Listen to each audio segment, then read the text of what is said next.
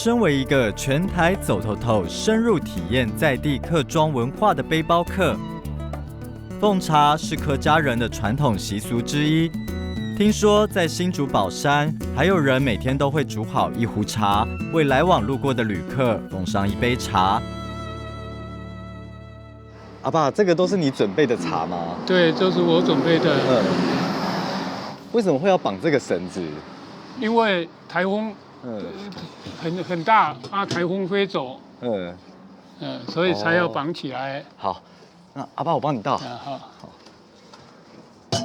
你那个手放掉。阿爸很贴心，他说以前的奉茶越晚茶越冷，所以阿爸在瓮中加了保温茶壶，让过往的人不再喝到冰冷的茶。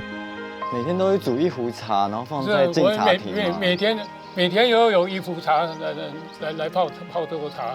过去这边有很多敬茶亭吗？50年前有人家用挑上来挑到马路上给人家吃喝啊，这没落了40几年，我才申请这个地方，才开始煮茶。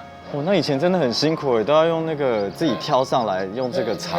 之前的人都没有车子，也都是用走的。那以前喝到这杯茶是非常温暖的，就是想到是无私的这种奉献啊，直接这样挑到山上啊，然后这样喝到这一杯茶。之前的没有保温了，现在我们这才用这个保温桶，比较冷。